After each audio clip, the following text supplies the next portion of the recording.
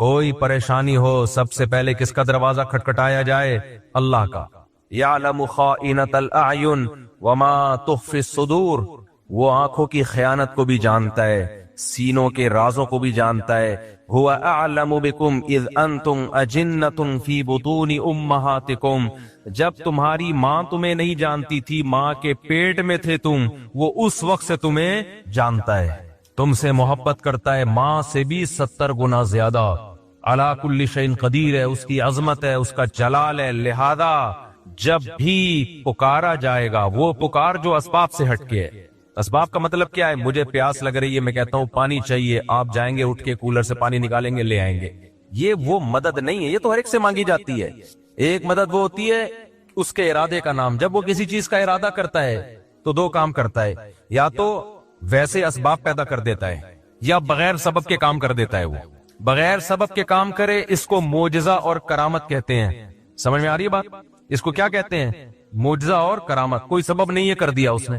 جیسے بنی اسرائیل میں ایک بندہ مر گیا، قرآن سے پتہ چلتا ہے اور آسمانی کتابوں سے بھی، قاتل کا پتہ نہیں چل رہا تھا، بڑے پڈے ہو رہے تھے، بے گناہ لوگوں پہ الزامات لگ رہے تھے، اللہ نے اس مقتول کو زندہ کیا، اس مقتول نے کھڑے ہو کے نام بتایا میرا قاتل یہ اللہ نے مدد کی سبب کے بغیر۔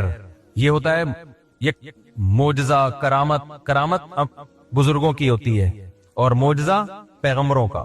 فرق صرف اتنا ہے کہ کرامت پر ایمان ضروری نہیں ہے جب تک کہ وہ قطعی دلیل سے ثابت نہ ہو۔ اگر قطعی دلیل کے بغیر ہے تو اگر آپ کو بیان کرنے والے پر اعتماد ہے تو مان لیں، بیان کرنے والے کے بارے میں آپ کا خیال ہے پھینک رہا ہے لمبی لمبی تو نہیں مانے۔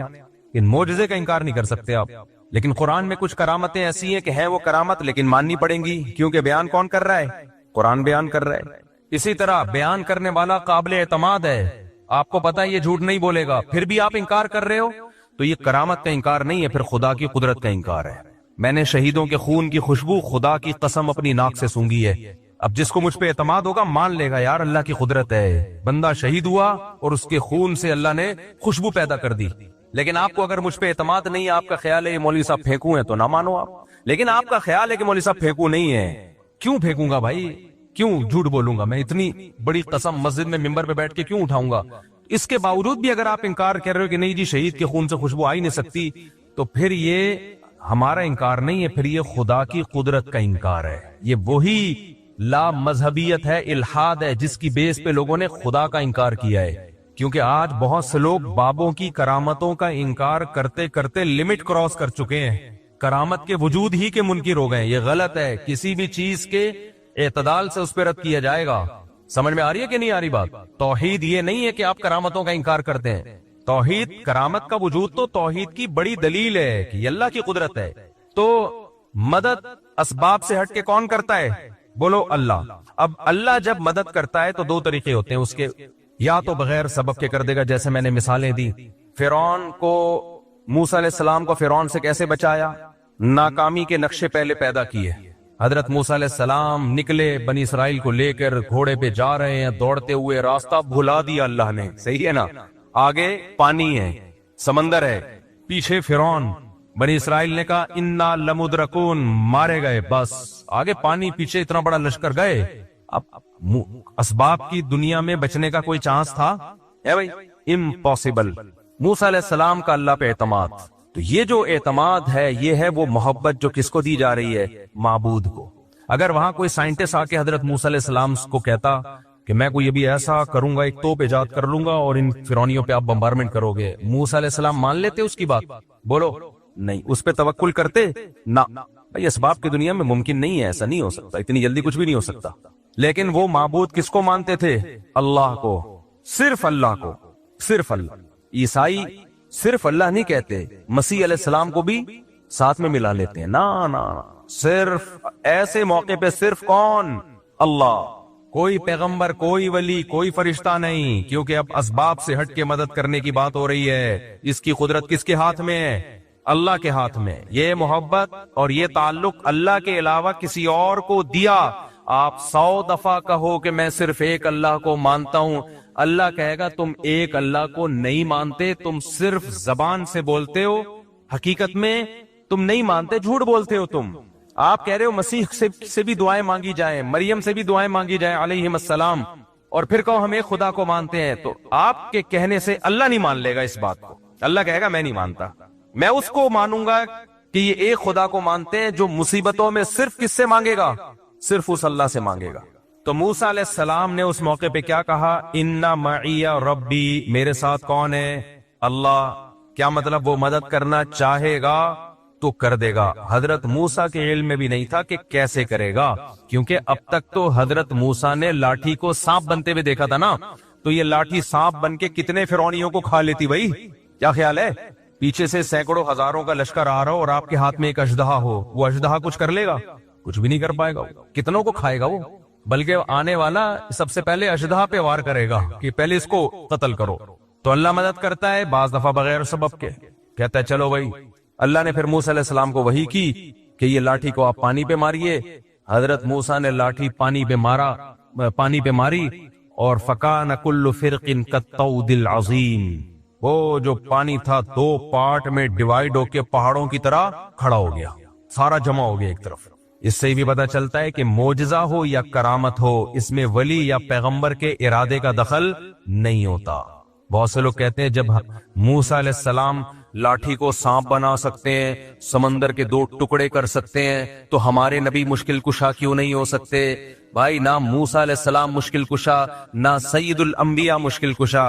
مشکل کشا صرف ایک اللہ کی ذات ہے جس کے پاس اختیارات ہیں. حضرت موسیٰ کے پاس اگر سمندر کو توڑنے کا اختیار ہوتا تو خود سے کر لیتے نا یہ کام. وہ تو اللہ نے کہا کہ اے موسیٰ آپ لاٹھی کو پانی پہ ماریے. حضرت موسیٰ کو نہیں پتا کیا ہونے والا ہے، آپ کو جو حکم دیا جا رہا ہے آپ اس پہ عمل کریں. اب یہاں ایک سوال پیدا ہوتا ہے کہ لاٹھی کو پانی پہ مارنے کی کوئی سائنٹیفک لاجک ہے؟ کبھی دنیا میں ایسا ہوا کہ لاٹھی کو پانی پہ ماریں تو پانی ٹھہر جائے؟ ہل جاتا ہے اور زیادہ. تو سوال پیدا ہوتا ہے کہ اللہ ڈائریکٹ کیوں نہیں اللہ نے کر دیا؟ موسیٰ علیہ السلام نے اللہ سے کہا کہ اللہ ہماری مدد کر، اللہ نے کہا ٹھیک ہے، اور پانی کو روک دیا اللہ نے. کیا خیال ہے بھائی؟ روک دیتے اللہ تعالیٰ کلمہ کن کی طاقت سے، چلو بھائی نکل جاؤ. موسیٰ کو کیوں کہا جا رہا ہے علیہ السلام کو کہ لاٹھی مارے پانی پہ؟ کیوں؟ اللہ تعالیٰ کے کاموں میں نا ایک حکمت نہیں ہوتی، ایک کام میں 20 حکمتیں حاصل ہوتی ہیں. موسیٰ کلیم اللہ کی لاٹھی پانی پہ اس لیے مروائی جا رہی ہے کہ لوگوں کے دلوں میں موسیٰ کی فضیلت بھی بیٹھے کہ اللہ یہ کام خود بھی کر سکتا تھا لیکن اپنے کلیم کی لاٹھی سے یہ کام لے رہا ہے، یہ بتانے کے لیے کہ اس سے میرا جو تعلق ہے، وہ موسیٰ کلیم اللہ سے جو مجھے محبت ہے، وہ تم میں کسی اور سے وہ محبت نہیں ہے. اس کی لاٹھی سے میں سمندر کے 2 حصے میں ٹکڑے کروں گا. تو جیسے اللہ پیغمبر کی فضیلت کو بیان کرنے کے لیے کام خود کرتا ہے، لاٹھی اور ہاتھ پیغمبروں کا استعمال کرتا ہے، ایسے ہی بعض ولی اللہ ہوتے ہیں جن کی فضیلت کو بیان کرنے کے لیے کام اللہ کرتا ہے. ہاتھ کس کا استعمال ہوتا ہے؟ بزرگ کا، تاکہ لوگوں کو پتا چلے کہ سارے بابے 2 نمبر نہیں ہوتے، کچھ بابے 1 نمبر بھی ہوتے ہیں. بعض لوگوں نے بابوں کا انکار کرتے کرتے خود بابے بن گئے اور باقی سارے بابوں کی نفی کر دی. یہ غلو ہے. سمجھتے ہو؟ جب نہیں پڑھو گے رات کو تو کیسے سمجھو گے بات؟ دیکھو سلیمان علیہ السلام نے کہا کہ ایکم یاتینی بعرشہا قبل ان یاتونی مسلمین. اپنے دربار میں کہا ملکہ سبا اپنے کنٹری سے آ رہی ہے، اس کے آنے سے پہلے کون ہے جو اس کا تخت اٹھا کے لے آئے گا؟ ایک جن نے کہا میں لے آؤں گا، اتنی ٹائم لگے گا اس میں.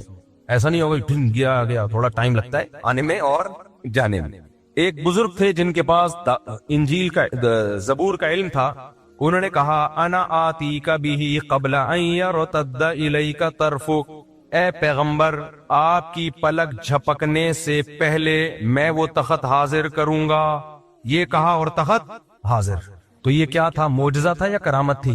کرامت، کیونکہ غیر نبی کے ہاتھ پہ. اور ہر ولی کی کرامت پیغمبر کا معجزہ ہوتا ہے. پیغمبر کا معجزہ، کیونکہ وہ ولی کے ہاتھ پہ کرامت اسی لیے ظاہر ہوتی ہے کہ وہ اس پیغمبر پر ایمان لاتے ہیں. اگر ایمان نہ لاتے تو وہ کرامت ظاہر نہیں ہوتی. تو یہ پیغمبر کی فضیلت ہے. اب یہ لوگ کہتے ہیں سلیمان علیہ السلام کے ہاتھ پہ تو کرامت ظاہر ہوئی نہیں، بزرگ کے ہاتھ پہ ہو گئی. یا آج کل لوگ کہتے ہیں نا، ہم جب بزرگوں کی کرامتیں بیان کرتے ہیں، یہ کرامت یہ کرے، صحابہ کے ہاتھ پہ تو ہوئی نہیں، تم لوگ کے بزرگوں کے ہاتھ پہ ہو گئی. یہ ممکن ہے کہ ایک کی فضیلت زیادہ ہو، اس کے ہاتھ پہ کرامت ظاہر نہ ہو، اور ایک کی فضیلت کم ہو، اس کے ہاتھ پہ کرامت ظاہر ہو جائے. یہ ممکن ہے. سلیمان علیہ السلام کا مقام زیادہ تھا، وہ تخت نہیں لے کر آئے، بزرگ کا مقام کم تھا، انہوں نے سیکنڈوں میں تخت حاضر کر دیا۔ اب جو شرک ذہنیت والے لوگ ہیں وہ کہیں گے دیکھو اللہ نے بزرگوں کو بھی اختیارات دے رکھے، سیکنڈ میں تخت یہاں سے وہاں اٹھا کے لے آئے، اسی لیے ہم داتا دربار پہ جاتے ہیں کہ وہ سیکنڈوں میں حمل ٹھہروا دیں۔ میاں بیوی میں حمل نہیں ٹھہر رہا، دوائیں کھا کھا کے پاگل ہو گئے، تو وہاں جائیں گے تو حمل ٹھہر جائے گا، صحیح ہے نا؟ ایک دفعہ جائیں گے حمل ٹھہر جائے گا، ان کو پاس یہ اختیارات ہیں۔ ہم جائیں گے تو ہمارے آنے والی مصیبتوں کو وہ دور کر دیں گے۔ جب ان کو کہا جاتا ہے یہ تو شرک ہے تو کہتے ہیں پھر سلیمان علیہ السلام کے دور کے بزرگ نے یہ جب کیا شرک، وہ بھی تو شرک تھا۔ تو جواب کیا ہے بھائی؟ وہ بزرگ نے نہیں کیا، وہ کس نے کیا ہے؟ اللہ نے کیا ہے، وہ اللہ نے کیا ہے۔ اللہ نے اس بزرگ کے دل میں الہام کر دیا تھا میں یہ کام کرنے والا ہوں اور اس کے لیے میں نے آپ کی سلیکشن کی ہے، قبول ہے؟ انہوں نے کہا ہاں ہو گیا۔ اگر ان بزرگ کے پاس یہ اختیارات ہوتے تو وہ تو تخت ہی دائیں بائیں کرتے رہتے بیٹھ کے۔ کیا خیال ہے آج اگر کوئی بزرگ ہو جس کے پاس یہ اختیار ہو، وہاں سے وہ امریکہ کے صدر کا تخت اٹھا کے یہاں لے آئے، اس کی اب تخت کا دور گیا، اب کرسیاں آ گئی ہیں کہ جی امریکہ کے صدر کی کرسی چاہیے مجھے تاکہ میں بیٹھ کے اس پہ صدر امریکہ بن جاؤں، ٹھک کرسی آئی، تو وہ صاحب کیا کرتے؟ یہ جو لوڈنگ کا جتنا کام ہے ان کا سارا بزنس ٹھپ۔ کیا خیال ہے بھائی؟ ہمیں فرنیچر چاہیے گھر میں، جی بیٹی کی شادی ہے، جہیز کے لیے لالو کھیت گئے یا طارق روڈ گئے لوڈنگ کے لیے، یار اس بزرگ کو فون ملا یہ بیڈ کسی سے نہیں اٹھ رہا ہے، ٹھک بیڈ دلہن کے کمرے میں، بلکہ دلہن ہی اٹھوا کے لے آؤ، رخصتی کی ضرورت کیا ہے؟ گاڑی جائے گی، پاؤں پاؤں پاؤں وہ باجے بجیں گے، پھر جوتا چھپائی اور 20 قسم کے خرچے ہیں۔ بزرگ کو رابطہ کیا حضرت دلہن کا ویٹ کافی زیادہ ہے اور گاڑی ابھی فوراً مل نہیں رہی ہے، اور ابا رخصتی کرنے میں تاخیر بہت کر رہے ہیں اس کے ابا، ایسے بھی ابا ہوتے ہیں مارکیٹ میں۔ بزرگ کیا کرتے؟ بھائی میرے اتنے ریٹ ہیں اور میں صدقہ کروں گا کیونکہ میں بزرگ ہوں، وہ کھاؤں گا نہیں، میں مختلف علاقوں میں تعاون کروں گا، اتنے پیسے دے، ٹھک دلہن کہاں؟ آپ کے بیڈ پہ۔ تو اگر یہ داتا بزرگوں کے پاس یہ اختیارات آ جائیں نا تو اس کائنات کا نظام تباہ و برباد ہو جائے۔ تو وہ جو سلیمان علیہ السلام کے پاس جو بزرگ تھے وہ بھی ایک ہی دفعہ تخت لے کر آئے ہیں، ایسا نہیں ہے کہ بار بار تخت دائیں سے بائیں کرتے رہیں بیٹھ کے۔ وہ تو اللہ نے دل میں ڈال دیا کہ میں ایک دفعہ آپ کے ہاتھ پہ یہ کرامت ظاہر کرنا چاہتا ہوں، تو کرامت اسی طرح ہی ہوتی ہے، اختیارات نہیں آ جاتے کسی کے پاس کہ جب کریں جیسے کریں وہ فوراً ہونا شروع ہو جائے، یہ نہیں ہوتا۔ تو جو شرکیہ دماغ کے لوگ ہیں انہوں نے تو اس پہ شرک کرنا شروع کر دیا، اور جو ملحد ہیں، ایتھیسٹ ہیں، خدا کے منکر ہیں یا خدا کے منکروں جیسا ذہن رکھتے ہیں، بعض ایسے ہیں جو اللہ کو مانتے ہیں لیکن وہ سمجھتے ہیں اللہ کے پاس کوئی طاقت نہیں، اللہ کچھ نہیں کر سکتا، سب کچھ اسباب سے ہی ہوتا ہے، تو یہ بھی ملحدانہ سوچ کے حامل ہیں۔ تو یہ والے اسکالر بھی بزرگوں کی کرامت کا انکار کرتے ہیں کہ ایسا کیسے ہو گیا، ایسا کیسے ہو گیا۔ تو سمجھ لو یہ اصل میں تو لیبل یہ لگا رہے ہیں کہ ہم شرک کی نفی کر رہے ہیں، لیکن شرک کی نفی کی آڑ میں اصل میں اللہ کی قدرت کا انکار کر رہے ہیں، یہ کہ اللہ یہ نہیں کر سکتا۔ لہذا یہ ہر کہانی کو، ہر کرامت کو بولتے ہیں کہانیاں، ہر کرامت کو کیا بولتے ہیں؟ کہانیاں سنا رہا ہے۔ بھائی کچھ کرامت کے واقعات مستند ذریعے سے ہوتے ہیں، فضائل اعمال میں جو کرامت کے واقعات بیان کیے گئے ہیں وہ شیخ الحدیث مولانا زکریا نے خود بیان نہیں کیے، وہ جن لوگوں کی کتابوں سے بیان کیے وہ سارے مستند لوگ ہیں، ان میں بہت سے تو بخاری مسلم اور حدیث کی کتابوں کے راوی ہیں، اگر آپ ان کو جھوٹا قرار دو گے تو آپ کو حدیث پہ اعتماد ختم ہو جائے گا۔ تبھی یہ جتنے لوگ ہیں نا جو فضائل اعمال کی کرامتوں پہ اعتراض کرتے ہیں، یہ مولانا زکریا کو تو بولتے ہیں کہ انہوں نے کہانیاں سنائی ہیں۔ جس کتاب سے مولانا زکریا نے وہ کرامت کا واقعہ لیا ہوتا ہے اس کتاب کے مصنف کو کبھی نہیں کہتے کہ یہ جھوٹا ہے۔ نہیں آ رہی میرا خیال ہے بات؟ تبھی فضائل اعمال، فضائل صدقات کی کرامتوں کے واقعات پہ کوئی بھی اعتراض کرے نا تو فوراً بولو کہ ٹھیک ہے تو اپنی بات پہ قائم رہنا، جس کتاب سے انہوں نے کرامت لی ہے اصل میں تو اس کتاب کا مؤلف جھوٹا ہے نا، تو بول کے اس کتاب کا مؤلف جھوٹا ہے۔ پھر جب وہ بولے تو پھر آپ بتاؤ کہ اس کتاب کا مؤلف کیا تھا، اس کی حیثیت محدثین کی نظر میں کیا تھی۔ تبھی یہ جتنے لوگ ہیں یہ بس امت میں تفریقہ پھیلاتے ہیں۔ تو اعتدال کی راہ کیا ہے؟ نہ تو ہر بزرگ کی کرامت کو مانا جائے، یہ ٹاپک سے میں ہٹ گیا، دوبارہ اصل ٹاپک پہ آ رہا ہوں، نہ تو ہر بزرگ کی کرامت کو مانا جائے گا، ایک بات، مستند ذریعے سے جو کرامت ہوگی اس کو مانا جائے گا۔ دوسری بات، کرامت کا مطلب کیا ہے؟ اختیارات کسی کے پاس نہیں ہے۔ کبھی کبھار اللہ کسی کی فضیلت کو بیان کرنے کے لیے، جیسے سلیمان علیہ السلام کے دربار میں کوئی بزرگ تھے، اللہ والے ہوں گے، کوئی جانتا نہیں تھا ان کو، اللہ نے ان کی بزرگی کو ظاہر کرنے کے لیے ان کے ہاتھ پہ کرامت ظاہر کر دی کہ دیکھو یہ بھی میرے نیک بندے ہیں۔ تو کبھی اللہ ایسا کر دیتا ہے، لیکن اس کا یہ مطلب نہیں ہے کہ اب ہم اس کو پکارنا شروع کر دیں۔ اختیارات کس کے ہاتھ میں ہیں؟ اللہ کے ہاتھ میں۔ اختیارات اللہ کے ہاتھ میں تھے، پھر اس نے موسیٰ کی لاٹھی سے، موسیٰ علیہ السلام کی لاٹھی سے سمندر کے 2 ٹکڑے کر دیے۔ کیے کس نے؟ اللہ نے۔ تو سمندر کے 2 ٹکڑے کروانے ہو تو کس کو پکارا جائے گا؟ اللہ کو۔ پھر اللہ کی مرضی بھائی۔ تو اللہ 2 طرح سے مدد کرتا ہے، ایک اسباب سے ہٹ کے، جیسے موسیٰ علیہ السلام کی مدد کی، کوئی سبب نہیں ہے، سمندر کو 2 ٹکڑے میں ڈیوائیڈ کر دیا، چلو بھائی چلو یہاں سے جاؤ۔ جب فرعون آیا دوبارہ ملا دیا اللہ نے۔ اس طرح سے بھی اللہ مدد کرتا ہے۔ اور ایک یہ کبھی کبھار ہوتا ہے، یہ اللہ کی عادت بولو نہیں ہے۔ عادت اللہ کی اسباب پیدا کرے گا۔ اللہ کی عادت کیا ہے؟ مثال کے طور پر آپ کمارے چھڑے چھاٹ اللہ سے دعا مانگ رہے، میں بھی صاحب اولاد بن جاؤں، تو ایسا نہیں ہوگا آپ کو حمل ٹھہر جائے اور بچہ پیدا ہو جائے، نہ۔ یا کوئی لڑکی دعا مانگ رہی ہے، اللہ بغیر شوہر کے اولاد دے دے، اولاد دے دے۔ کوئی آ کے مولوی صاحب کہیں گے تیرا دماغ خراب ہے، شوہر کے بغیر اولاد نہیں ملتی۔ وہ کہ معاذ اللہ نقل کفر، کہ حضرت مریم کو بھی تو بغیر شوہر کے مل گئی تھی۔ بھائی وہ ونس اپون اے ٹائم، کبھی اللہ ایسا کرتا ہے کہ اسباب کے بغیر مدد کر لیتا، ونس اپون اے ٹائم، ورنہ ایسا نہیں ہوتا۔ معجزے کرامات بہت کم ہوتے ہیں اور ان پر شرعی حکم کا مدار نہیں ہوتا، خوب سمجھ لو۔ شریعت جو ہمیں فیصلے کرنے کا حکم دیتی ہے وہ معجزوں اور کرامتوں کو دیکھ کے نہیں، بلکہ گراؤنڈ ریئلٹی کو سامنے رکھ کے فیصلے کرنے کا حکم دیتی ہے۔ معجزے کرامت صرف اللہ اپنی قدرت بیان کرنے کے لیے کہ میں یہ بھی کر سکتا ہوں، اس کے زیادہ اس کی حیثیت نہیں ہے۔ مثال کے طور پر آپ فرار ہوئے، کسی ملک میں جنگ چھڑ گئی، آپ بھی مظلومن فرار ہوئے وہاں سے، اور آپ نے وہ والا راستہ اختیار کیا جہاں سمندر ہے۔ اب کوئی کہہ رہا ہے وہاں سمندر ہے، پاگل کہاں جائے گا، آگے نہیں، ادھر سے انڈا موڑ سے لیفٹ سائڈ پہ مڑ جا، ادھر سے ہوتا ہوا گلشن اقبال سے ہوتا ہوا ٹھٹا کی طرف نکل جا۔ وہ کہہ رہے نہیں، میں کہاں جاؤں گا؟ سینڈ سپٹ اور ہاکس بے کی طرف جاؤں گا۔ کسی نے کہا وہاں آگے راستہ بند ہو رہا ہے۔ کہے گا تجھے اللہ کی قدرت پہ یقین نہیں ہے؟ موسیٰ علیہ السلام بھی تو اسی ٹریک پہ چلے تھے، آگے راستہ بند تھا، اس خدا نے اپنی قدرت دکھائی اور سمندر کو 2 حصوں میں تقسیم کر دیا۔ تو میں جب وہاں جاؤں گا آگے اللہ اپنی قدرت سے کشتیاں بھیج دے گا، اللہ اپنی قدرت سے سمندر کو پھاڑ دے گا، تو ہم کہیں گے تیرا دماغ ہو گیا ہے خراب، نہیں آئی میرا خیال ہے بات۔ ہم کیا کہیں گے؟ تیری کھوپڑی ہو گئی ہے آؤٹ۔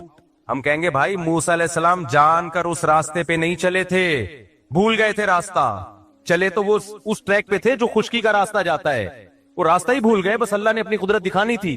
کہ نہیں تم اللہ کی قدرت کے منکر ہو، کیا اللہ سمندر کو 2 حصوں میں تقسیم نہیں کر سکتا؟ بھائی کر تو سکتا ہے، تو اللہ کرے گا، کر تو سکتا ہے، لیکن تجھے یہ کس نے کہا کہ کرے گا؟ ایک دفعہ مجھے یاد ہے کوئی مجھے مشورہ دے رہا تھا، کوئی ایسے بے احتیاطی والا مشورہ دے رہا تھا۔ میں نے کہا یار حالات ٹھیک نہیں ہے، اس طرح میرا جانا ایسے موقع پہ وہاں ٹھیک نہیں ہے، آج کل تھریٹس بہت ہیں، تھوڑا پرانی بات ہے، جان کا خطرہ ہے۔ اس نے کہا اللہ نے چاہا تو اللہ بچائے گا۔ میں نے کہا کہ اللہ نے نہیں چاہا تو تیرا باپ بچائے گا پھر؟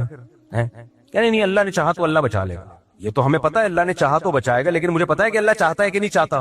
میں بلیچ پی رہا ہوں، اللہ نے چاہا تو اللہ بچا لے گا۔ مجھے پتا ہے یہاں فلاں جگہ پہ دہشت گردی ہے، قتل و غارت ہو رہے ہیں، نہیں جاؤ بھائی، وہاں پہ بم پھٹ رہے ہیں، حالات خراب ہیں، اللہ نے چاہا تو اللہ بچا لے گا۔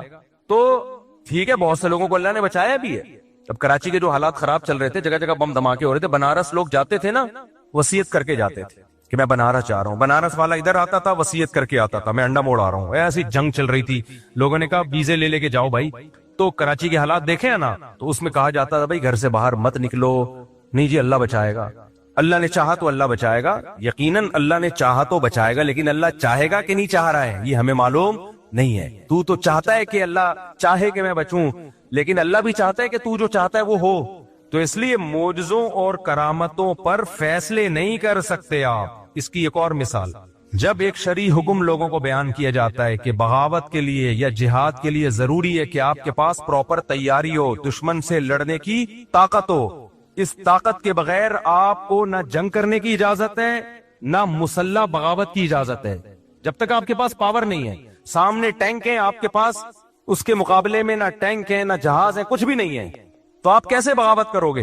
لوگ کہتے ہیں بدر میں کیسے ہو گیا؟ 313 نے 1000 سے مقابلہ کیا اور خالد ابن ولید نے 60 سے 60,000 کا حصار توڑا۔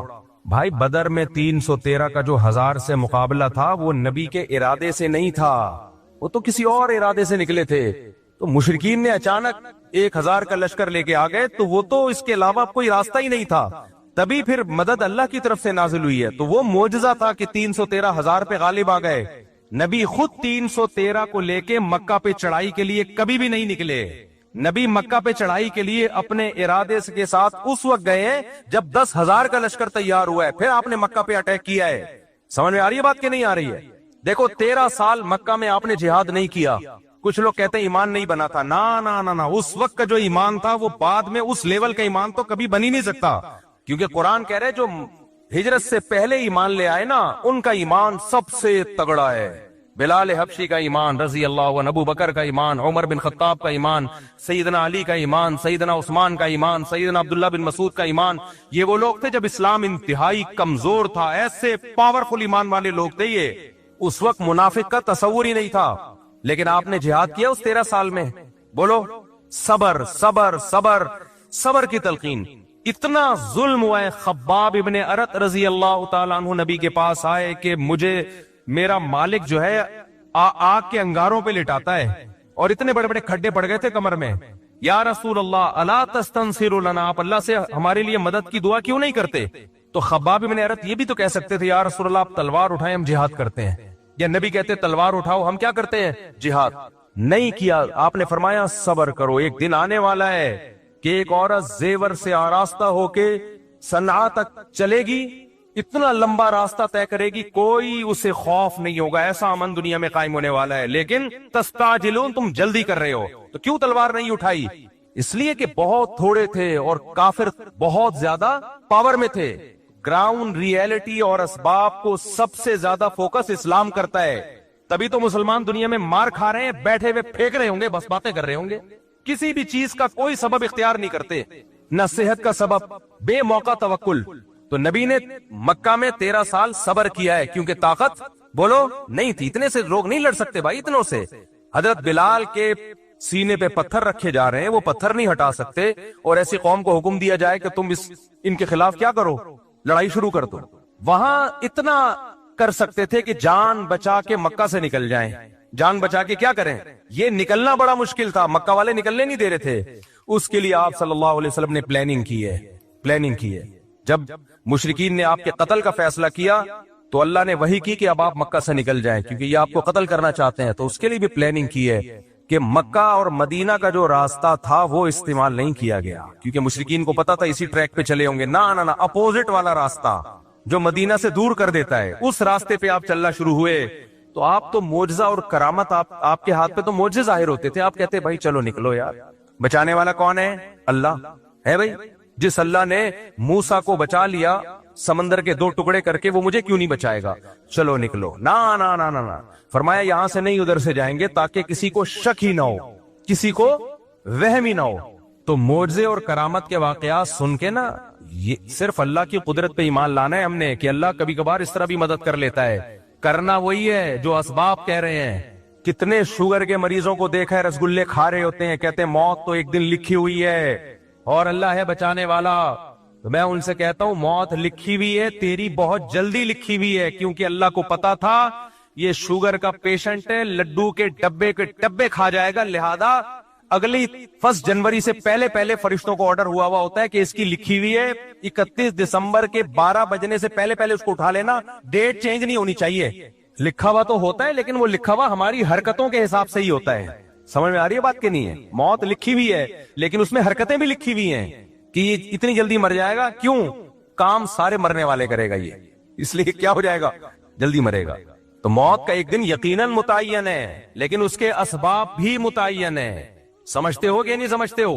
تبھی مسلمانوں میں آپ دیکھ لو موٹا ہے تو موٹا ہی ہوتا چلا جا رہا ہے، پھیلتا چلا جا رہا ہے. غیر مسلم اسباب کو فوکس کر رہے ہیں. اس صبح اٹھ کے ورزش بھی کرتے ہیں. میں تھائی لینڈ میں گیا تو فجر کی نماز کے بعد میں نے دیکھا فل مارکیٹیں کھلی ہوئی ہیں، ایسے جیسے کھچا کھچ رش ہوتا ہے بازار میں. ابھی سورج نکلا ہے اور اتنی مارکیٹیں فل.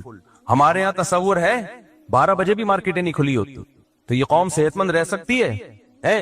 کھائے جا رہے ہیں. میرے صرف پراٹھے والے بیانات کو فوکس کیا ہوا ہے، ورزش والے بیانات کو فوکس کیا ہی نہیں ہے. تو نہ کوئی فزیکل ایکٹیویٹی ہے نہ کوئی، پھر بیمار ہوتے ہیں. بھائی اللہ، بیماری بھی اللہ کی طرف سے، صحت بھی اللہ کی طرف سے. اللہ بہت بڑے ہیں، یقیناً اللہ بہت بڑے ہیں. اسی وجہ سے تجھے لڈوؤں کی وجہ سے بیمار کر رہے ہیں، اسی وجہ سے کر رہے ہیں تجھے. تو معجزے اور کرامت برحق ہیں، لیکن یہ بتانے کے لیے کہ مایوس مت ہونا، بعض دفعہ سارے اسباب فیل ہو جاتے ہیں. ہم نے تو اسباب ہی اختیار کرنے ہیں بھائی کامیابی کے لیے، جیسے نبی نے اختیار کیے. مکہ میں جہاد نہیں کیا آپ نے، پھر غزوہ بدر میں بھی ایک اتفاقی واقعہ ہو گیا، ورنہ آپ کا ارادہ 1000 کے لشکر سے لڑنے کا نہیں تھا. پھر احد میں بھی مشرکین نے پہل کی تھی، آپ نے بڑھ کے مکہ پہ حملہ نہیں کیا، تو دفاعی پوزیشن میں آپ لڑے ہیں کہ دفاع کرو اپنا. وہ تو کرنا بنتا ہے نا، وہ تو کرنا ہی کرنا تھا، دفاعی پوزیشن. پھر غزوہ خندق میں چاروں طرف سے قبائل نے مل کے حملہ کا ارادہ کیا، تو بھی آپ نے دفاع پہ اکتفا کیا، بڑھ چڑھ کے ان پہ حملے نہیں کیے. بھائی دفاع کرو کسی طریقے سے. اس میں مشورے لیے. مشورے کیسے لیے؟ صحابہ کرام نے یہ جنگ پہلے کبھی دیکھی نہیں تھی کہ چاروں طرف سے مل کے کوئی حملہ کر لے. تو آپ نے سلمان فارسی کو بلایا کہ فارس میں تم نے کبھی ایسی جنگ دیکھی ہے؟ انہوں نے کہا ہاں ہم نے دیکھی ہے. کیا کرتے ہو؟ خندقیں کھودتے ہیں ہم تاکہ دشمن اندر نہ آئے. اب اس کے علاوہ کوئی آپشن ہی نہیں تھا. وہ خندقیں کھودنا آسان کام نہیں تھا.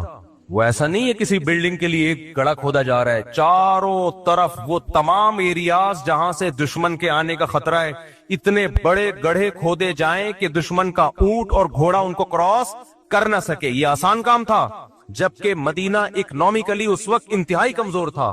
بھوک سے نڈھال ہو رہے ہیں لوگ، پیاس سے نڈھال ہو رہے ہیں، پیٹ پہ پتھر باندھ رہے ہیں، لیکن آپ کدال لے کے گڑھے کھود رہے ہیں. وہاں بھی تو آپ کہہ سکتے تھے بھائی یہ تو بہت مشکل کام ہے. مدد کا وعدہ کس نے کیا ہے؟ بولو، اللہ نے کیا ہے. مدد کا وعدہ اللہ نے کیا ہے تو اتنی ٹینشن نہیں بھائی. بس تھوڑا بہت مشورہ میں نے لے لیا حضرت ابو بکر سے، حضرت عمر سے. باقی فارس کے لوگ کیا کرتے ہیں ایسے موقع پہ؟ وہ تو ہے کافر. ہم لوگ ہوتے ہیں بولتے کافر کا بچہ ہے، اس کی ٹیکنالوجی کو کاپی کر رہے ہو، کافر کے بچے. وہ ہم ایسے کہتے ہیں نا، وہ کافر کا بچہ ہمیں بتائے گا کہ ہم نے کیسے جنگ لڑنی ہے. تو حضرت سلمان فارسی مومن تھے، لیکن جو اسٹریٹجی تھی وہ کس کی لے کر آ رہے تھے؟ فارسیوں کی، جو اس وقت آگ کی پوجا کرتے تھے. تو نبی نے وہ اس کو قبول کیا کہ بہترین سجیشن ہے. جب اپنا پورا کام کمپلیٹ کیا تو پھر معجزے ظاہر ہونا شروع ہوئے. پھر معجزے ہوئے ہیں کہ ایک سرید کا پیالہ وہ 20 لوگوں کے لیے کافی ہو گیا. ایک دودھ کا پیالہ، ایک پیالہ ہے اور سارے صحابہ اس کو پی رہے ہیں. وہ پیالہ ختم نہیں ہو رہا، کیونکہ جو آپ کا کام تھا آپ نے کر لیا. اب اللہ اسباب کو فیل کر کے وہ کام جو ہمارے بس میں نہیں ہے وہ کون کرے گا؟ اللہ کرے گا. تبھی لڑنا فوجوں کا کام ہے جن کے پاس پراپر ٹریننگ ہوتی ہے. ہمارے یہاں ہر بندہ اٹھ کے خلافت کی تحریکیں چلانا شروع کر دیتا ہے کہ کب تک ان حکمرانوں کا ظلم سہوگے، جہاد کرو ان کے خلاف. میرا بھی ایک کلپ چل رہا ہے جس میں میں کہہ رہا ہوں کہ اگر پاکستان میں حالات خراب ہوئے نا، ہمیں دنیا میں کوئی پناہ نہیں دے گا. ہم نے تو بہت لوگوں کو پناہ دی ہے، ہمیں کوئی نہیں دے گا. اس لیے حکمرانوں کو برا بلا کہنا چھوڑ دو. اور آگے میں نے وضاحت کیا برا بلا کہنے کا مطلب مسلح بغاوت. جائز تنقید کرو، یہ میں نے کہا ہے، لیکن میرا کلپ لوگ ادھورا چلا رہے ہیں. لو مفتی صاحب کہہ رہے ہیں حکمرانوں کو برا بلا بھی نہیں کہہ سکتے، جو مرضی کرتے رہیں. یہ میں نے نہیں کہا. جائز تنقید 100 دفعہ کرو، دھرنے بھی دو، کنٹینر لا کے رکھو، اپنے مطالبات پورے کرواؤ. اگر نہیں کروانے ہوتے میں عدالتی خلا کے خلاف اتنا کیوں چیختا؟ میرا مقصد ہے مسلح تحریک کی طرف مت جاؤ. بم دھماکے، مار دھاڑ، یہ کام کیا تو ملک میں لاشیں بچھیں گی، رزلٹ کچھ بھی نہیں نکلے گا. غزہ سے زیادہ حالات خراب ہو جائیں گے ہمارے ملک کے، کیونکہ یہ جو بیٹھ کے باتیں کر رہے ہیں نا اسلامی خلافت کی، ان کے پاس باتوں کے سوا کچھ بھی نہیں ہے. خلافت کا لفظ انہوں نے بدنام کر دیا ہے. ہر 4 دن میں کوئی اٹھتا ہے کہ پاکستان میں خلافت کا نظام لے کے آؤں. تیرے پاس کون سا میکینزم ہے؟ تیرے پاس کیا اسٹریٹجی ہے؟ پہلے کیا کرے گا، اس کے بعد کیا کرے گا، پھر لڑے گا کیسے؟ کیونکہ اس کے لیے تو آپ کو فوج سے لڑنا پڑے گا، اسلام آباد پہ قبضہ کرنا پڑے گا. کیا کیسے کرے گا؟ کوئی جواب نہیں ہے. یونیورسٹیوں کے لڑکوں کو اور طلبہ کو ایک اندھیری گلی میں بند کر دیا. پھر ہوتا کیا ہے؟ ایجنسی والے ان کو اٹھاتے ہیں، پھر یہ مسنگ پرسن بنتے ہیں. اور یہ جتنے لیڈر خلافت کے نام پہ یہ دندراتے گھوم رہے ہوتے ہیں، ان کو کچھ بھی نہیں ہوتا. ایجنسیاں ان کو کچھ نہیں کہتی. ایجنسیاں کہتی ہیں ان کی دعوت پہ جتنے لوگ آ رہے ہیں نا ان کو کھڈے لین لگاتے جاؤ، ان کی چمڑیاں ادھیڑی جاتی ہیں. کوئی پوچھنے والا تو ایسے جتنے بھی اسکالرز ہیں نا یونیورسٹیوں میں آج کل، یہ بہت اس طرح کے اسکالرز آ رہے ہیں کہ دیکھو یہ مولوی نظام کے خلاف نہیں کھڑے ہوتے. نظام کے خلاف کھڑے ہونے کا مطلب کیا ہے؟ مطلب پہلے واضح کرو، کیا مطلب کھڑے ہونے کا مطلب؟ اگر تم یہ کہہ رہے ہو توپیں گنے لے کے نکل جائیں، یہ نظام کے خلاف ہم نہیں کھڑے ہوں گے بھائی. اس سے نقصان ہوگا، ملک میں انارکی پھیلے گی، ملک کے ٹکڑے ہوں گے اور غیر مسلم طاقتوں کے ہاتھ میں یہ کنٹری چلا جائے گا. اس سے بدتر حالات ہو جائیں گے. اور اگر نظام کے خلاف کا مطلب ہی کہ احتجاج کرو، میڈیا پہ دھرنے دے کے 100 دفعہ کرو، کس نے منع کیا بھائی؟ کس نے منع کیا؟ بنگلہ دیش والوں نے کیا نا احتجاج، کامیاب ہوئے وہ، تو کس نے منع کیا آپ کو احتجاج کرنے؟ یہاں تو بات خلافت سے شروع ہو رہی ہے. اور خلیفہ کون ہوگا آج تک نہیں ڈیفائن کر پائے یہ لوگ. وہ خلیفہ ہوتا ہے وہ بیچارہ اس قابل ہی نہیں ہوتا کہ اس کو کوئی عورت اپنا شوہر بنا لے اور وہ ملک کا خلیفہ بننے نکلا ہوتا ہے. یہ یونیورسٹیوں میں بہت ہو رہا ہے آج کل. جائیں گے کچھ چش پش انگلش ماری اور پھر مولویوں کو برا بلا کہا کہ مولوی تو یہ کر رہے ہیں, مولوی تو تقریریں کر رہے ہیں, تو تصوف میں لگے ہوئے ہیں, تزکیہ میں لگے ہوئے ہیں, نظام کی تبدیلی. اور نظام کی تبدیلی کا مطلب پتہ ہے کیا ہوتا ہے ان کا؟ بغاوت. اب تو واضح لفظوں میں کہنا چھوڑ دیا کیونکہ کچھ لوگوں کو ایجنسی نے اٹھا کے ان کے اگلے پچھلے گناہ معاف کیے پھر چھوڑ دیا, تو وہ بغاوت کا لفظ یوز نہیں کر رہے. اندر ان کے وہی جذبات ہیں, خلافت, نظام تبدیلی. ابے کیا مطلب نظام کی تبدیلی؟ ہمارے پاس ایک سوٹیبل پیکج ہے نظام کی تبدیلی کا. وہ پیکج کیا ہے بھائی؟ یونیورسٹیاں بناؤ, اسکول بناؤ, تعلیم کو فوکس کرو, تاکہ آپ کی چھت کے نیچے جب کوئی بندہ پڑھ کے فوج میں جائے گا, جب کوئی بیوروکریسی میں جائے گا, جب کوئی عدلیہ میں جائے گا, ماحول آپ اس کو دینی ماحول دو گے تو وہاں جا کے فیصلے بھی کیسے کرے گا؟ اچھے. اور اگر آپ ان شعبوں میں نہیں گئے تو پھر یہ تمام اہم ترین شعبے آپ نے اسلام دشمنوں کے لیے چھوڑ دیے ہیں. پھر فوج میں بھی اسلام دشمن لوگ جائیں گے, عدلیہ میں بھی اسلام دشمن لوگ جائیں گے, بیوروکریسی میں بھی اسلام دشمن لوگ جائیں گے. پھر فیصلے آپ کے خلاف ہوں گے اور آپ دھرنے دیتے رہو گے. یہ ایک سوٹیبل طریقہ ہے نظام کی تبدیلی کا. یہ طریقہ نہیں ہے کہ آپ اٹھے اور دھرم دھرم کر کے آپ نے اتنے بندے وہاں مار دیے, اتنے بندے وہاں مار دیے. اس سے کچھ بھی حاصل ہونے والا نہیں ہے. اور اگر حاصل ہوا تو آپ کو نہیں ہوگا, ان طاقتوں کو ہوگا جو آپ کو فیور کر رہی ہیں. سمجھ میں آ رہی ہے بات کہ نہیں آ رہی ہے؟ ان طاقتوں کو فائدہ ہوگا اس سے. اور ویسے بھی میں بار بار کہہ رہا ہوں, پاکستان میں حالات خراب ہوئے نا, مجھے اور آپ کو کوئی پڑوسی ملک ٹھکانہ نہیں دے گا. ہم نے ٹھکانہ دیا, وہ نہیں دیں گے ہمیں. لوگ کہتے ہیں ڈالر لے کے ٹھکانہ دیا تھا, تو آپ بھی تو ڈالر لے کے ہمیں بھگا رہے ہو وہاں سے. اور ہم نے کتنے افغانی یہاں پہ جو ہمارے بھائی ہیں, کیا ڈالر لے کے ہم نے ان کو یہاں ٹھکانہ دیا ہے؟ کس نے ڈالر لیے بھائی؟ آج بھی گھوم رہے ہیں اور ہمیں خوشی ہے. زیرو سے کروڑ پتی بن گئے, ان کی جائیدادیں ہیں, پراپرٹیاں ہیں. 100 دفعہ ہمیں خوشی ہوتی ہے اس سے. مسلمان ہیں. ضیاء الحق کی تقریر آپ سنے جا کے, جب یہ افغان جہاد شروع ہوا تھا, اس نے کہا تھا, اس کے الفاظ 90, مجھے پورے الفاظ یاد نہیں, اس نے کہا تھا افغانوں کے لیے ہمارا ملک کھلا ہوا ہے, آئے یہاں پہ دھڑا دھڑ آئے. آپ نے اس سارے احسانات کو 2 منٹ میں دھجیاں اڑا دی کہ تم نے تو ڈالر کے لیے کیا تھا. تو ہمیں کوئی بھی نہیں رکھے گا. اور معلومات جب تک اوتھینٹک معلومات نہ ہو نا, تبصرہ مت کیا کرو. اوتھینٹک معلومات یہی ہیں کہ تمہیں کوئی بھی نہیں رکھے گا.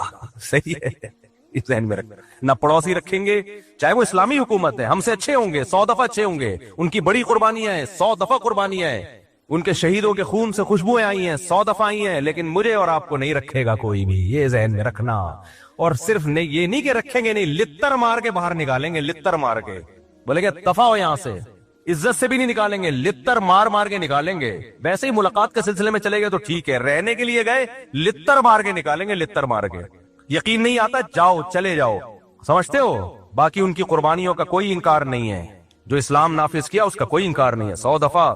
اور سب ہمارے بھائی ہیں بھائی, کسی سے نفرت پھیلانا مقصد نہیں ہے. جتنے پڑوسی ملک ہیں ہم ان سے ہم تو انڈیا سے دوستی کے قائل ہیں, جو خالصتاً کافر ملک ہے. بس صرف اتنی نالج دینا مقصد ہے کہ تمہیں کوئی رکھے گا نہیں. سمجھ رہے ہو؟ اور صرف نکالیں گے نہیں, لتر مار کے نکالیں گے. اس پہ لوگ اعتراض کر رہے ہیں میرے بیانات پہ. میں تو جو گراؤنڈ ریئلٹی وہ بیان کر رہا ہوں. باقی تو ہم تو دوستی کے قائل ہیں بھائی. اور جو بھی ہیں پڑوسی ملک کے ہمارے بھائی ہیں, 100 دفعہ آج بھی ہم ان کے لیے قربانی دینے کے لیے تیار ہیں, 100 دفعہ تیار ہیں. اس کو ہم سب سے بڑا جہاد سمجھتے ہیں. لیکن میں یہ بتا رہا ہوں کہ بس جو ظرف آپ کا ہے وہ ساری دنیا کے سب لوگوں کا نہیں, اس لیے اپنے ملک کی حفاظت کرو. آج ہم کسی کو پناہ بھی اس لیے دے رہے ہیں, دے بھی اس لیے رہے ہیں کہ ہمارے پاس ایک کنٹری ہے. نہیں ہوا ختم. جب بات کو میں سمیٹ کے ختم کرتا ہوں تو اللہ 2 طرح سے مدد کرتا ہے انسانوں کی. بعض دفعہ اسباب کے بغیر, جیسے معجزے و کرامات. لیکن اللہ کی عادت کیا ہے؟ اسباب پیدا کر دیتا ہے. کیا پیدا کر دیتا ہے بھائی؟ اسباب. ایسی جگہ سے اسباب پیدا کرتا ہے جہاں سے آپ کا گمان بھی نہیں ہوتا. تو پھر ملحد کہتا ہے یار یہ تو سبب سے ہو رہا ہے نا, یہ تو سبب سے ہو رہا ہے. کیوں تو سبب سے ہو رہا ہے, یہ تو اللہ کہاں کر رہا ہے؟ بھائی وہ سبب پیدا کس نے کیا ہے؟ اللہ نے کیا ہے. وہ سبب پیدا کرنے والا کون ہے؟ اسلام جو دنیا میں آیا غالب آئے وہ بھی تو اسباب سے آیا نا. وہ اسباب پیدا کس نے کیے؟ اللہ نے کیا. ایسی جگہ سے اللہ اسباب پیدا کرتے ہیں جہاں سے آپ کا گمان بھی نہیں ہوتا. اور بعض دفعہ اسباب فیل کون کرتا ہے؟ اللہ. آپ سمجھتے ہو بہت دولت آ گئی, بہت کچھ ہو گیا, آپ اللہ کو بھلا دیتے ہو. اللہ آپ سے دولت چھین لیتا ہے. چھینتا کیسے؟ سبب پیدا کر دیتا. کوئی ایسی بیماری لگا دی, ساری دولت اس بیماری میں خرچ, جائیدادیں تقسیم ہونا, جائیدادیں بکنا شروع. ایسے لوگ ہم نے دیکھے ہیں. ایک بیماری ہوئی, علاج میں زیرو ہو گئے بالکل. کروڑوں کروڑوں روپے جو انہوں نے کمائے تھے ختم, بھیک مانگنے پہ آ گئے. حضرت حکیم اختر صاحب رحمہ اللہ تعالی ایک واقعہ بیان کیا کرتے تھے, ابھی بھی ان کا بیان انٹرنیٹ پہ پڑا ہوا ہے کہ گلشن اقبال میں ایک سیٹھ صاحب رہا کرتے تھے, ہر وقت مولویوں کی برائی, مولوی ایسے مولوی ایسے. کچھ لوگوں کو پتہ نہیں کوئی اللہ وافر میں کوئی بچپن میں کچھ الٹے سیدھے واقعات شاید ہو جاتے ہیں ان کے ساتھ کسی 2 نمبر مولوی کے, تو وہ ہر مولوی کو برا سمجھتے ہیں. بھائی ہر مولوی برا نہیں ہوتا یار, تو ان کو ٹھڑک ہو جاتی ہے کوئی مولوی ایسے مولوی ایسے مولوی ایسے. ایک صاحب مجھے ملتا ہی مولوی ایسے مولوی ایسے مولوی ایسے مولوی 2 نمبر. میں نے کہا کیا ہو گیا بھائی؟ پھر انہیں واقعہ سنایا کہ بچپن میں جو ان کے ساتھ ہوا تھا, کوئی قاری صاحب سے کچھ غلط ہو گیا. تو میں نے کہا یار ایک نے غلط کر لیا آپ کے ساتھ جو 100% اس قاری کو چھتر لگاؤ سالے کو, لیکن یہ تھوڑی کہ سارے قاری ایسے یار, سارے مولوی ایسے. ایک ونس اپون اے ٹائم آپ کے ساتھ ہو گیا اور آپ کو بھی تو چاہیے تھا نا کہ تھوڑا سا اتنا, اس کی تو 100% غلطی ہے, لیکن آپ نے جو اندھا اعتماد کیا وہ کہہ رہے میں تو بزرگ سمجھ کے گیا تھا اس کے پاس. تو بزرگ بھی بعض بڑے ڈینجرس قسم کے ہوتے ہیں. 2 قسمیں تو بزرگوں کی ہے نا, 2 نمبر اور 1 نمبر. تو بعض دفعہ ایسا ہو جاتا ہے جس کی وجہ سے پھر آدمی کہتا ہے. تو وہ حکیم اختر صاحب نے فرمایا کہ وہ ہر وقت مولوی ایسے عالم ایسے بزرگ ایسے, نہ نماز نہ روزہ نہ زکات. اس کو معدے کا کینسر ہو گیا. کینسر جب ہوا ہے تو حالت خراب, ڈاکٹر نے کہہ دیا اتنے دن کے مہمان ہو. اب دبلا ہونا شروع ہو گیا, ہڈیاں وڈیاں جو بےچارے کینسر ہو گئے. تو اس کو اللہ نے توبہ کی توفیق دے دی. اس کو اندازہ ہو گیا جو میری جو دبدباہٹ اور روب اور سارے ڈاکٹر آج سائنس اپنی ترقی کی انتہا کو پہنچی ہوئی ہے, 1 کروڑ پتی آدمی کو زندگی نہیں دے سکتے. جوان بھی تھا, اس کو اندازہ ہو گیا بھائی یہ سب مادی اسباب کی 2 ٹکے کی حیثیت نہیں ہے, موت اپنی آنکھوں سے نظر آ رہی. حکیم اختر صاحب نے فرمایا کہ اس نے سارے علماء کو بلایا, سب سے معافیاں مانگی, بھائی مجھ سے غلطی ہوئی ہے, توبہ کی اور دنیا سے چلا گیا. یہ پرانے زمانے کے ملحد تھے, جب لتر پڑھتے تھے تو اللہ یاد آ جاتا تھا. آج کے ملحد اتنا ڈھیٹ ہے نا, صبح شام عذاب اپنی آنکھوں سے دیکھے, پسے ابو جہل کی طرح. کیا عبداللہ بن مسعود اس کی سینے پہ بیٹھے ہوئے ہیں گردن کاٹنے کے لیے, اس کو مان لینا چاہیے تھا نا اسلام غالب آ گیا. دیکھو 313 کو اللہ نے 1000 پہ غالب کیا, لیکن وہ کیا کہتا ہے نیچے سے گردن کاٹنا, مرنے کے بعد پتا چلے کسی سردار کی گردن ہے. سمجھ رہے ہیں, مرنے کے بعد پتا چلے. آج کے ملحد ایسے ہیں ابو جہل جیسے. تو اس لیے میرے بھائی جو محبت اللہ کو دینی ہے وہ محبت کیا ہے, پکارنا صرف اس کو ہے. تو کرسچینٹی سے بھائی جو ہمارا مذاق اڑا ہے, ہم ہر مسیحی کو نہیں چھیڑتے, جو اسلام کا مذاق اڑا رہا ہے نا, مسلمانوں نے ٹالرنس نہیں ہے, برداشت نہیں ہے, یہ نہیں ہے وہ نہیں ہے. بھائی مسلمان کا جرم تمہارے جرموں سے ہلکا ہے. تم نے ایک جرم ایسا کیا ہے نا شرک کا, وہ ایک ترازو کے پلڑے میں جب لا کے رکھا جائے گا تو اللہ کہے گا مسلمان جیسا بھی ہے مانتا صرف مجھے تھا, اور تم جتنے بھی اچھے ہو میرے ساتھ عیسیٰ ابن مریم کو تم نے شریک کر لیا, تمہارا ایک جرم لاکھوں کلو کا ہے. صحیح ہے نا, اور مسلمانوں کے چھوٹے چھوٹے 20 جرم بھی اس جرم کا مقابلہ نہیں کر سکتے. حضرت عمر رضی اللہ تعالیٰ عنہ حدیث کے راوی ہیں, مشہور حدیث جس کو حدیث جبریل کہا جاتا ہے, کہ آپ صلی اللہ علیہ وسلم کی محفل میں ایک شخص آیا, اور کیا تھا, شدید بیاض الثیاب, انتہائی سفید کپڑے اس شخص نے پہنے ہوئے, شدید سواد الشعر, انتہائی سیاہ بال, لا یرا علیہ اثر السفر ولا یعرفہ منا احد. کتنی عجیب بات ہے, کہہ رہے ہم میں سے کوئی اسے جانتا بھی نہیں تھا لیکن اس پہ سفر کے کوئی آثار تھے بھی نہیں. تو بہت عجیب سی بات ہے یا نہیں ہے کہ ایک بندے کے اتنے سفید کپڑے, جبکہ وہ اس محلے کا بھی, کیونکہ پہلے تو اونٹوں پہ پیدل آتے تھے نا, تو بھائی میلے کپڑے ہوتے ہیں, ہم کہتے ہیں پتہ نہیں کہیں سے کہاں سے آیا ہوگا, مصر سے آیا ہوگا, شام سے آیا ہوگا, کہیں سے آیا ہوگا. وہ لوگ تو سب ایک دوسرے کو جانتے تھے جیسے گاؤں میں جانتے, صدیوں سے اکٹھے رہ رہے ہیں, لیکن کپڑوں کی سفیدی سے لگ رہا ہے بھائی مقامی آدمی ابھی نہا دھو کے آیا ہے, مگر ہم میں کوئی اس کو جانتا نہیں ہے. اور ایسا جوان کے اس کے انتہائی سیاہ بال, اور نبی سے اتنی بے تکلفی کا اظہار جیسے کوئی پرانا دوست ہو. حتی اسند رکبتیہ الی رکبتیہ ووضع کفیہ علی فخذیہ, اپنے گھٹنے نبی کے گھٹنوں کے ساتھ ملا دیے, ایسے 2 زانوں چپک کے بیٹھ گیا, اور اپنے ہاتھ اپنی یا نبی کی ران مبارک پہ رکھ دیے. تو کتنا عجیب منظر ہے. لیکن حضرت عمر فرماتے ہیں ہم میں یہ گویا حدیث کا مفہوم ہے کہ ہم میں ہمت نہیں ہوئی کہ نبی سے پوچھے کہ یہ کون ہے. بھائی دیکھ رہے ہیں بس جو بھی منظر ہے دیکھتے رہو, کیا رہا ہے. بھائی نبی جب نہ اس کو ڈانٹ رہے ہیں نہ اسے کچھ کہہ رہے ہیں, ہوگا کچھ ہمیں نہیں پتا. اور پھر آگے کیا فرماتے ہیں کہ نبی سے سوال پوچھا, یا محمد اخبرنی عن الاسلام, آپ مجھے بتاؤ اسلام کیا ہے. تو آپ صلی اللہ علیہ وسلم نے بتانا شروع کیا, الاسلام ان تشہد اللہ الہ الا اللہ وان محمد رسول اللہ. سب صحابہ بیٹھے ہوئے ہیں, سب یہ منظر دیکھ رہے ہیں, مگر کسی کی ہمت نہیں ہے کہ وہ نبی کی مجلس میں پوچھ لے. چپ کر کے دیکھتے رہو کیا ہو رہا ہے. ہم ہوتے 20 دفعہ ہم درمیان میں پہلے اس کو گریبان سے پکڑ کے باہر نکالتے ہیں، تو ہے کون، کس سے پوچھ کے آیا ہے، اور تو پہلے بتا، تو تیرے کپڑوں پہ نہ کوئی اثر ہے، تو جن تو نہیں ہے کہیں؟ بھائی دیکھ رہے ہیں کہ جب نبی کچھ نہیں کہہ رہے تو سب سے زیادہ اعتراض کس کو ہونا چاہیے تھا؟ نبی کو. تو نبی ہم سے زیادہ جانتے ہیں، تو جب وہ خاموش ہے تو ہم بھی کیا کریں؟ چپ کر کے بیٹھے رہے، آرام سے خاموشی سے بیٹھے رہے. اور پھر کتنا عجیب منظر کہ گھٹنے نبی کے گھٹنوں مبارک کے ساتھ ملا کے پوچھ رہے ہیں کہ اخبرنی عن الاسلام، آپ بتاؤ مجھے اسلام کیا ہے. تو آپ نے فرمایا اسلام یہ ہے کہ گواہی دو کہ اللہ کے سوا کوئی عبادت کے لائق نہیں اور محمد صلی اللہ علیہ وسلم اللہ کے بندے اور رسول ہیں. وَتُقِيمَ الصَّلَاةَ وَتُؤْتِيَ الزَّكَاةَ وَتَصُومَ رَمَضَانَ وَتَحُجَّ الْبَيْتَ إِنِ اسْتَطَعْتَ إِلَيْهِ سَبِيلًا. رمضان زکات دو، رمضان کے روز نماز قائم کرو، زکات دو، رمضان کے روزے، اور استطاعت ہے تو حج کرو. فرماتے ہیں اس نے کہا صدقتا، اے محمد آپ نے سچ کہا. حضرت عمر کہتے ہیں ہمیں اور عجیب، فعجبنا یسألہ ویصدقہ. بھئی سوال بھی پوچھ رہا ہے اور خود ہی کہہ رہا ہے سچ کہا. تو یہ تو امتحان لینے کے لیے آیا ہے، اور امتحان کس کا ہو رہا ہے؟ معاذ اللہ پیغمبر صلی اللہ علیہ وسلم کا. بھئی جو سوال پوچھتا ہے وہ یہ تو نہیں کہتا کہ آپ نے جواب بالکل صحیح دیا ہے، اس کا مطلب آپ کو تو پہلے سے پتا تو پوچھ کیوں رہے ہم سے. لیکن کسی صحابی میں یہ ہمت نہیں ہو رہی کہ نبی کے محفل میں سوال پوچھیں کہ یا رسول اللہ جب یہ پوچھا کیوں اس نے، یہ تو معاذ اللہ آپ کا امتحان لینے آیا کوئی. پھر اس نے پوچھا جبریل کو، بعد میں پتا چلا وہ فرشتے جبریل علیہ السلام تھے. پھر پوچھا کہ مل ایمان کیا ہے، مل ایمان. تو انہوں نے آپ صلی اللہ علیہ وسلم نے فرمایا ایمان یہ اللہ پر، اس کی کتابوں پر، اس کے رسولوں پر، اس کے فرشتوں پر، آخرت کے دن پر، تقدیر پر ایمان لایا جائے. صدقتا، سچ کہا. پھر انہوں نے پوچھا کہ احسان کیا ہے. پھر آپ نے فرمایا ان تعبد اللہ کأنک تراہ فإن لم تکن تراہ فإنہ یراک. اللہ کی ایسے عبادت کرو جیسے تم دیکھ رہے ہو، کیونکہ وہ تو تمہیں دیکھ رہا ہے. صدقتا، اس نے کہا بالکل سچ کہا. کہا متسا، قیامت کب آئے گی؟ تو آپ صلی اللہ علیہ وسلم نے یہ نہیں فرمایا لا ادری، مجھے نہیں پتا، کیونکہ آپ کو معلوم تھا کہ جیسے مجھے نہیں پتا سامنے والے کو بھی نہیں پتا. سمجھ رہے ہو؟ یہ کسی کو بھی نہیں پتا. تو یہاں آپ نے جواب میں یہ نہیں کہا مجھے معلوم نہیں ہے، بلکہ آپ نے بتا دیا کہ جیسے تمہیں معلوم نہیں ہے، یہاں تم صدقتا نہیں کہہ سکتے، جیسے مجھے معلوم نہیں ہے تمہیں بھی. اس لیے آپ نے فرمایا مل مسئول عنہا بأعلم من السائل. عربی بڑی خاندانی زبان ہے، خدا کی قسم. عربی جو ہے نا بڑی پیاری زبان ہے، کسی کو صحیح آتی ہو تو عربی کی بلاغت کا عربی میں ہی مزہ ہے. مل مسئول عنہا بأعلم من السائل. جس سے پوچھا جا رہا ہے وہ پوچھنے والے سے زیادہ نہیں جانتا، جس سے پوچھا جا رہا ہے وہ پوچھنے والے سے زیادہ نہیں جانتا. قرآن کی بعض آیتیں ایسی وجد والی ہیں نا کہ مزہ آتا ہے ان کو پڑھنے میں. جو موسیٰ علیہ السلام کو اللہ نے کہا تھا نا قُلْنَا لَا تَخَفْ إِنَّكَ أَنْتَ الْأَعْلَى، اس کا اردو میں ترجمہ نہیں بنتا. موسیٰ علیہ السلام کے سامنے جب جادوگر تھے نا تو جادوگروں نے ہزاروں لاٹھیاں پھینکی، سانپ بن کے حضرت موسیٰ کی طرف دوڑنے لگی. قرآن کہہ رہے فَأَوْجَسَ فِي نَفْسِهِ خِيفَةً موسیٰ.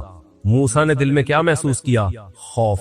دیکھو قرآن کے الفاظ یہ نہیں ہے کہ موسیٰ گھبرانے لگے، کیونکہ اگر گھبرانے لگتے نا دشمن پہ روب ختم ہو جاتا، دشمن کہتا ہار گئے. قرآن دل کی کیفیت بیان کر رہے. موسیٰ نے گویا اپنے ظاہر پہ کنٹرول کیا ہوا تھا. سمجھ رہے؟ ظاہر پہ کیا کیا ہوا تھا حضرت موسیٰ علیہ السلام نے؟ کنٹرول کے مجھے بالکل گھبراہٹ نہیں ہے. لیکن قرآن دل کی کیفیت بیان کر رہا ہے. دل میں کیا تھا؟ خوف. یہ بلاغت ہے. فَأَوْجَسَ فِي نَفْسِهِ خَافَ موسیٰ نہیں ہے، موسیٰ خوفزدہ ہو گئے. اس لیے ہم کہتے ہیں نا فلاں خوفزدہ ہو گیا، تو اس سے یہ متبادر ہوتا ہے کہ یعنی دیکھنے میں ایسا لگ رہا تھا کیا ہو گیا، اس خوف کے آثار دل سے کہاں آئے؟ جسم پہ. حضرت موسیٰ نے اپنے اوپر کنٹرول کیا کہ یہ اتنا بڑا مقابلہ ہو رہا ہے اسلام اور کفر کا، ایمان اور کفر کا، کہ اگر میں گھبرانے لگا نا ان کے سامنے تو یہ ان سے ان کا morال کیا ہو جائے گا؟ بلند. تو قرآن کہہ رہا ہے اوپر سے تو بڑے کانفیڈنس کے ساتھ، لیکن دل کی کیفیت کون جانتا ہے؟ اللہ. فَأَوْجَسَ فِي نَفْسِهِ. قرآن کہہ رہے ہے دل کے اندر موسیٰ کو خوف محسوس ہوا. قُلْنَا، ہم نے کہا، ہم نے کیا کہا؟ دل کے اندر وحی کی اللہ نے بھی. دل گھبرا رہا ہے تو دل میں وحی کی. لَا تَخَفْ، اے موسیٰ خوف مت کر. إِنَّكَ أَنْتَ الْأَعْلَى، آج کے دن تو ہی غالب ہوگا. یہ نہیں کہا إِنَّكَ الْأَعْلَى، نا نا نا نا نا، إِنَّكَ الْأَعْلَى نہیں کہ تو غالب ہوگا. إِنَّكَ، دیکھو انّا کا معنی بھی وہی ہے جو انّا کا انتا ہے. کا مطلب بھی تو، انتا کا معنی بھی تو. تو جب ایک دفعہ کا کہہ دیا تو دوبارہ انتا کہنے کی کیا ضرورت ہے بھائی؟ ابے چھوڑو یار، رہنے تو تم لوگ کو بہت مشکل ہے بات. تو مجھے مزہ آ رہا ہے نا اس آیت میں، وہ آپ سوچ بھی نہیں سکتے. قرآن یہ نہیں کہہ رہا انّک الاعلی کہ تو کیا ہو جائے گا، تو ہی برتر ہوگا، تو ہی غالب ہوگا. انّکا انتا، یہ تاکید کے لیے. اے موسیٰ تو، صرف تو، ٹھیک ہے نا، اکیلا. الاعلی، اور اعلی بھی نہیں ہے، اصولی طور پر خبر پر الف لام داخل نہیں ہوتا. گرامر کے لحاظ سے اصولی طور پر انکا انتا اعلی ہونا چاہیے, یا انکا سوری انتا نہیں, انکا اعلی. مبتدا معرفہ ہوتا ہے, خبر کیا ہوتی ہے, نکرہ. سمجھتے نہیں ہو بات؟ جب پڑھو گے نہیں رات کو تو سمجھو گے نہیں بات. انکا اعلی ہونا چاہیے, اے موسیٰ تو غالب آ جائے گا, یہ مطلب ہوگا سیدھا سیدھا ترجمہ اس. اللہ نے اعلی پہ الف لام لگا دیا. الف لام جب لگتا ہے نا کسی, تو وہ کسی اسپیسیفک چیز کو کہتے ہیں. جیسے کتاب کا مطلب کوئی بھی کتاب, الکتاب کا مطلب کوئی اسپیسیفک, کوئی خاص کتاب. آپ جب کہتے ہیں بندہ آیا ہے, بچے گھر میں آگے بتا رہے ہوتے ہیں پنجاب میں بندہ آیا ہے, کراچی میں کہتے ہیں آدمی آیا ہے کوئی. یہ بندہ کا لفظ پنجاب سے امپورٹ ہوا ہے. کراچی میں لوگ کہتے تھے کوئی انسان آیا ہے, کوئی آدمی آیا ہے, تو پنجاب میں کیا کہتے ہیں اس کو, بندہ آیا ہے. اچھا شگون کے انسان کا بچہ بن جائے, وہ بندہ بن جائے, ٹھیک ہے نا. تو ہم جب کہتے ہیں کوئی بندہ آیا ہے, یہ ایک بندہ آیا ہے, تو وہ ان نون ہوتا ہے. ابو کو بتا رہے ہوتے ہیں ابو ایک انکل آئے ہیں, اس کا مطلب کیا ہوتا ہے, کوئی ہے.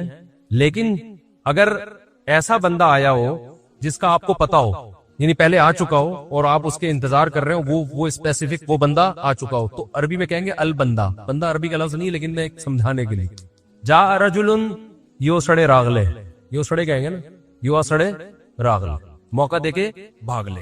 ایک بندہ آیا ہے, جا الرجل, تو اس کا مطلب وہ ایک مخصوص بندہ ہے جس کا پہلے سے آپ کی کھوپڑی میں تصور ہے. تو قرآن کہہ رہا ہے انکا انتل الاعلی. الاعلی کا مطلب کہ جب مقابلہ ہو رہا ہے نا, تو جو شخص برتر آنے والا ہے, لوگوں کے ذہن میں گویا کہ اس کا ایک تصور ہے کہ ایک نہ ایک جیتے گا, تو وہ جو جیتنے والا مخصوص شخص ہے, آپ کے علاوہ کوئی بھی نہیں ہے وہ, اور صرف آپ ہی ہو. الاعلی کون ہے آج؟ الاعلی, اعلی نہیں بلکہ الاعلی کون ہے؟ پورا ترجمہ ہو نہیں سکتا اس کا. وہ کون ہے؟ اے موسیٰ صرف اور صرف تو ہی ہے, تو لا تخف, تجھے خوف زدہ ہونے کی ضرورت نہیں ہے. تو کیا بات کر رہا تھا میں, یہ آیت کہاں سے آ گئی؟ ہاں, تو یہی نبی صلی اللہ علیہ وسلم نے جو فرمایا نا, مل مسئول عنہا بأعلم من السائل, یہ بھی کیا ہے, بلاغت ہے. جس سے پوچھا جا رہا ہے وہ سائل, مسئول سائل سے زیادہ نہیں جانتا. تو پھر حضرت جبریل نے, وہ جو انسان تھے, وہ جبریل تھے, انسان کی شکل میں آئے تھے, انہوں نے پوچھا کہ علامات بتائیں, تو آپ نے فرمایا انت لد الامۃ ربتہا.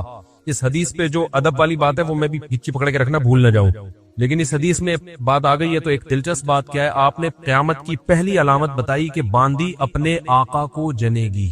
یعنی لونڈی اور غلام سے جو بچہ پیدا ہوگا وہ ماں کا بیٹا کم اور ماں کا باپ بولو زیادہ, ماں کا مولا اور ماں کا آقا زیادہ ہوگا.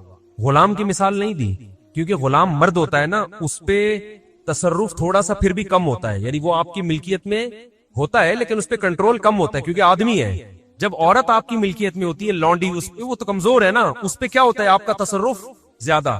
تو جو مکمل غلام اور باندی تھی, وہ جب جنے گی جس نسل کو, تو ہونا تو یہ چاہیے تھا کہ جس نے جنا ہے اس کا مقام اونچا, لیکن جس کو جنے گی نا وہی اس پہ کیا کرے گا.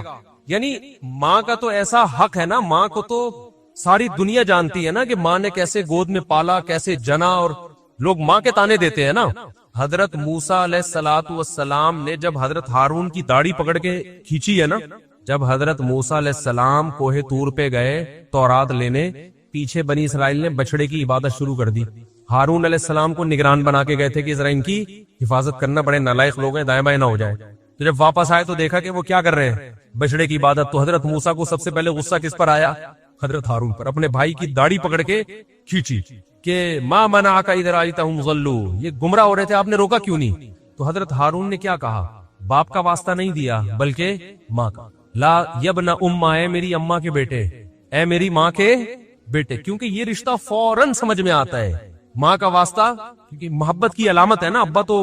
ابا جو ہے نا وہ تربیت کے لیے اللہ نے بنایا, وہ محبت واپس زیادہ ابا سے امیدیں نہیں لگایا کرے. ابا کی ایک الگ ویلیو ہے, وہ محبت بہت زیادہ کرتے ہیں ابا, لیکن وہ جتلاتے نہیں ہیں. وہ کہہ رہے ہیں تمیز سے زیادہ لاڈ پیار دکھاؤ گے ابا, یہ ہو گیا تمیز سے بیٹھ وہاں جا کے آرام سے, ٹھیک ہے نا. جو بات ہے ادب تمیز, ماؤں کو زیادہ ادب تمیز نہیں, ماؤں کو لاڈ چاہیے ہوتے ہیں. تو اس لیے ابا محبت تو بہت کرتے لیکن وہ آسانی سے سمجھ میں نہیں آتی, کیونکہ تعظیم اس پہ غالب ہوتی ہے.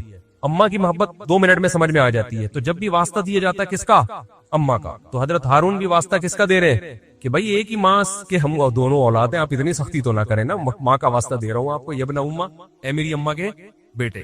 تو माँ जो इतना करीबी रिश्ता है, जिसकी मोहब्बत सबको समझ में आती है, उसको गुलाम बना लेना तो ये खोपड़ी में आने वाली बात नहीं है। लेकिन हदीस में क्या आता है, कुर्बे क़यामत में बेटा क्या होगा, माँ पे हुकूमत करेगा, बेटा माँ पे हुकूमत करेगा। तो होना तो ये चाहिए था कि जो जने, वो जिसको आप जन रहे हैं, वो गोया एक किस्म की लौंडी गुलाम हो, मातहत हो, लेकिन उल्टा हिसाब हो रहा होगा। तो ये भी पता चल रहा है कि अदब मार्केट से क्या होना शुरू हो जाएगा, शार्ट। मतलब हदीस का यही है कि छोटे छोटे जो है ना, वो बड़ों की जगह हो जाएंगे, और बड़े, और ये खुदा की कसम आज अपनी आंखों से मैं देख रहा हूं, ज्यादातर लिबरल लोगों के घरों में देख रहा हूं, दीनदार घरों में कम।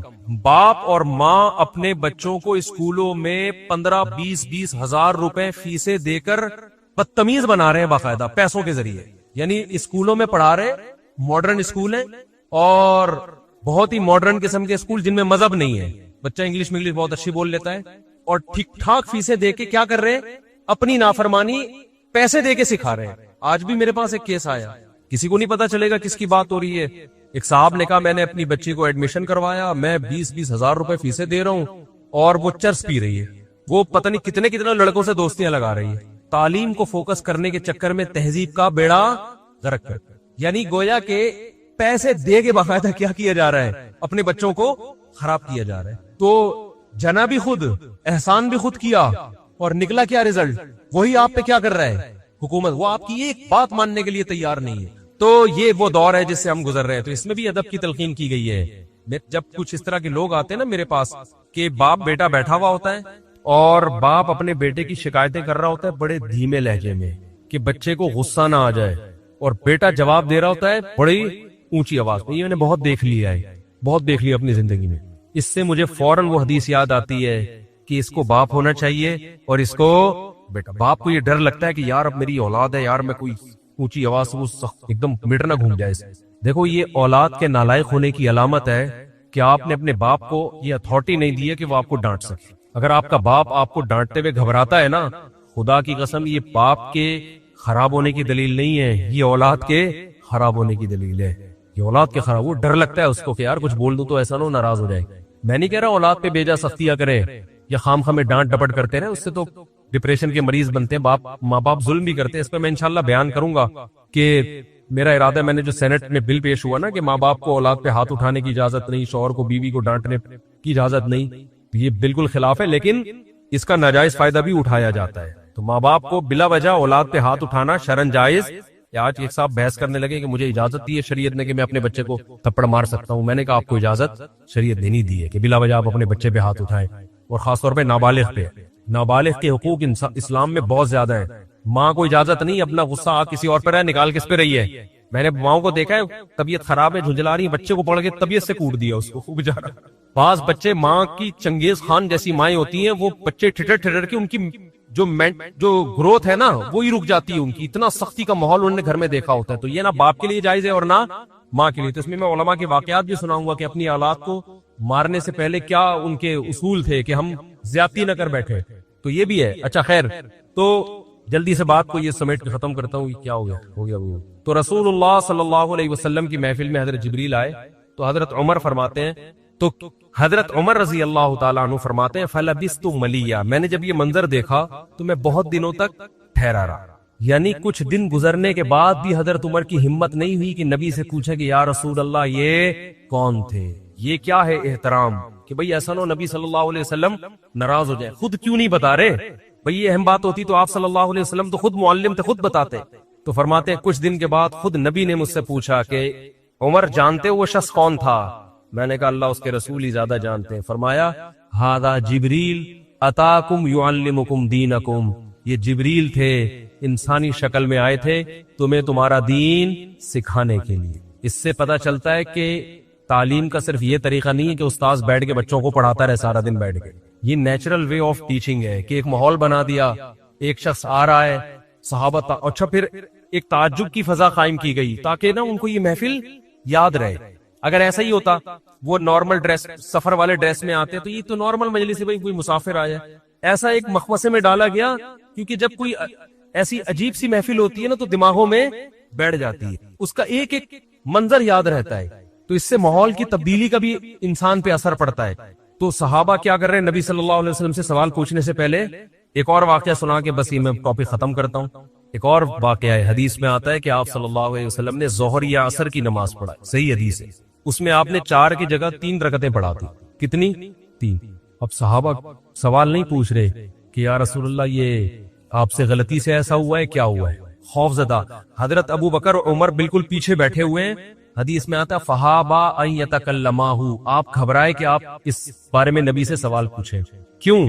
ہو سکتا ہے نبی کو اس بات پہ غضب آ جائے کہ بھائی جب میں نے 3 پڑھائی ہیں تو میرے 4 پڑھنے سے جب چاہ کہ ہاں تمہاری یہ نیکی لکھی جا رہی ہے تو حلال کی طرف آؤ اور کسی کی مت سنو.